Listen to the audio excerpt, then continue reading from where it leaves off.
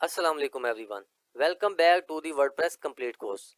पिछली क्लास में हमने देखा था कि ब्राउज़र वेबसाइट की रिक्वेस्ट सर्वर तक भेजता है, लेकिन एक इम्पोर्टेंट सवाल रह गया था, ब्राउज़र को कैसे पता चला है कि रिक्वेस्ट किस सर्वर को भेजनी है। इसका जवाब है डोमेन नेम। आज हम डोमेन को इतनी आसान एग्जाम्पल्स के साथ समझेंगे कि ये कॉन्सेप्ट आपको हमेशा के लिए याद रहेगा। डोमेन नेम वेबसाइट का एड्रेस होता है। जैसे हर घर का एक एड्रेस है, वैसे ही इंटरनेट पर भी हर वेबसाइट का एक यूनिक एड्रेस होता है। हम आईपी एड्रेस को याद नहीं रख सकते, इसीलिए डोमेन नेम को यूज करते हैं।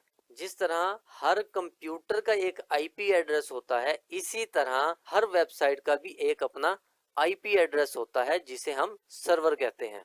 Domain name easy to remember होता है, ब्राउजर में टाइप किया जाता है, सर्वर तक पहुंचने का एक आसान रास्ता होता है। चलिए इसको हम एक रियल एग्जाम्पल के साथ समझते हैं, जैसा कि google.com, youtube.com, inmal.pk, devxzone.com, facebook.com। इसको रियल लाइफ एग्जाम्पल के साथ समझते हैं। अगर आप किसी दोस्त के घर जाना चाहते हैं तो आप उसका एड्रेस लेते हैं, जैसे कि गली number 10 block number A. Courier या राइडर इसी एड्रेस की वजह से घर तक पहुंच जाता है। अगर एड्रेस ही ना हो, कोरियर को कैसे पता चलेगा कि कहां जाना है। इंटरनेट भी बिल्कुल इसी तरीके से काम करता है। जब आप ब्राउजर में youtube.com लिखते हैं, ब्राउजर को समझ आ जाती है कि रिक्वेस्ट YouTube के सर्वर को भेजनी है। इसी वजह से YouTube हमारे सामने ओपन होता है। अगर आप गलती से YouTube लिख दें, बी के बाद डबल ई डाल दें, तो ब्राउजर या तो किसी और वेबसाइट पर लेकर जाएगा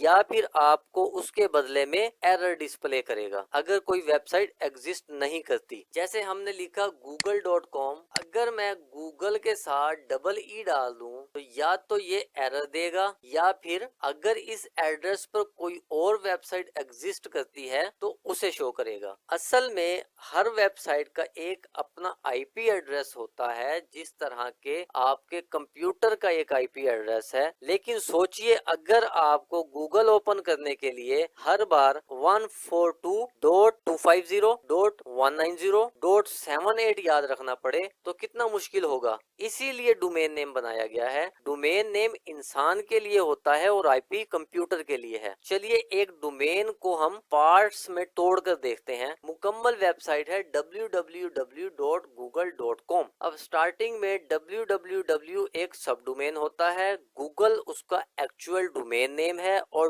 .com उसका एक्सटेंशन है। आपने .pk, .org और .net एक्सटेंशंस भी देखी होंगी। इन सब का अपना अपना एक पर्पस होता है। जैसा कि .com सबसे कॉमन एक्सटेंशन है, .pk पाकिस्तान को रिप्रेजेंट करता है, .org अक्सर ऑर्गेनाइजेशन यूज करती हैं जैसे एनजीओज वगैरह, .edu एजुकेशन इंस्टीट्यूशंस के लिए यूज होता है। बिगनर अक्सर ये मिस्टेक करते हैं, वो समझते हैं कि डोमेन नेम ही वेबसाइट है। ऐसा बिल्कुल नहीं है। डोमेन सिर्फ एड्रेस है। वेबसाइट चलाने के लिए होस्टिंग की जरूरत पड़ती है। अगली क्लास में हम होस्टिंग को इसी एग्जाम्पल के साथ समझेंगे। अगर आज की क्लास से सिर्फ आप ये 4 बातें याद रख लें तो आपको 100% कॉन्सेप्ट क्लियर हो जाएगा। डोमेन नेम एक एड्रेस है। हर वेबसाइट का अपना एक यूनिक डोमेन नेम होता है। ब्राउजर डोमेन की मदद से सही सर्वर तक रिक्वेस्ट भेजता है। डोमेन और होस्टिंग एक चीज नहीं होती। अब आपको पता चल गया होगा कि वेबसाइट का एड्रेस क्या होता है, लेकिन एक